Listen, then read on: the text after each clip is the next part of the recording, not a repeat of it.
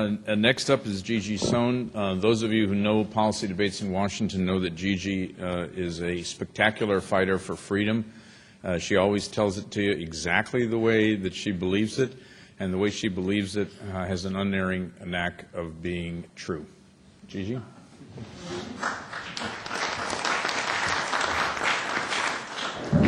Thank you, Reed, for that great compliment, and thanks to Frontline, not only for inviting me here to speak today, but also for bringing the term open access back into the debate. You know, those of us who are the warriors of the net neutrality debate, have been fighting people saying, oh, open access, that's old hat, that went away in 1996. Well, it's back, and I think it's here to stay, and thank you for Frontline for making it a reality and part of the debate. Public Knowledge is a proud member of the Public Interest Spectrum Coalition, which is about a dozen consumer and public interest groups that are fighting for auction and service rules for the 700 megahertz auction that promote competition, innovation, and consumer choice. So I'm not representing the coalition here today, but I just want to mention that coalition. We've been very active to participating.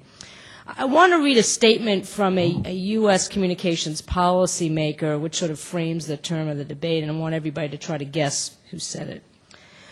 The most important step we can take to provide affordable broadband to all Americans is to facilitate the deployment of a third pipe into the home.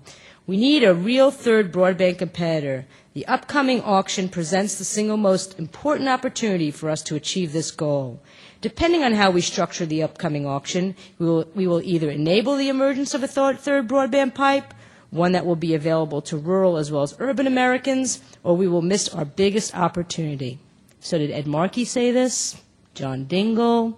Michael Copps? No, it was Kevin Martin. And the problem is, unfortunately, is that what we believe he is currently proposing for the 700 megahertz auction rules will not guarantee competition at all. The chairman claims that he's proposing open access, but at most he's proposing open access light. To the public interest in high-tech communities, open access requires 4 mandates. 1, no blocking of applications. 2, no locking of handsets to specific wireless networks. That's what Reed talked about, no blocking, no locking.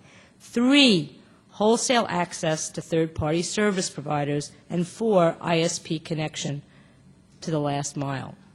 The Martin proposal only calls for the first 2, but not the last 2. The first 2 are certainly consumer-friendly. There's no 2 ways about that. But they do absolutely nothing to promote third-party competition, to try to break up the cable telephone duopoly, which is really causing us to be so far behind other countries. Only wholesale access and interconnection rights will do that. So don't believe the spin. All right? The chairman has done a great job of spinning the press.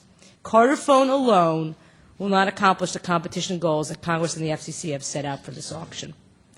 Let me just close by talking about something that came up a lot in yesterday's House hearing.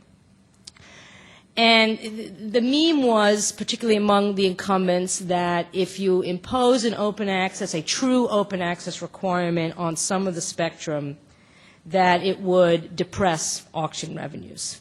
I mean, it's naturally incumbents would say that. I've got 2 responses to that. The first is that the law says that the FCC is flatly prohibited from considering auction revenue. I can give you the site, 47 U.S.C. 309J7. Look it up.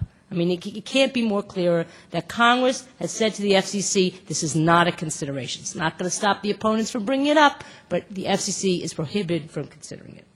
Second, if you actually look at the history of previous auctions, and it's too bad Simon is not here, history shows that rules that encourage competition increase and do not decrease auctions. However, when the rules are rigged to ensure that only incumbents can win, everybody stays home and auction revenues are depressed. So, there are some rumors that OMB might, issue some sort of report about what these kind of service rules would do to auction revenues. I hope they look at the history, because the history proves that when you say to competitors, hey, you might actually have a chance of winning, more people come to the table, and when more people come to the table, auction revenues go up. And when less people come to the table, the incumbents pay less. I know Harold will probably talk more about that as well. So I look forward to your questions, and again, thank you, Frontline, for inviting me.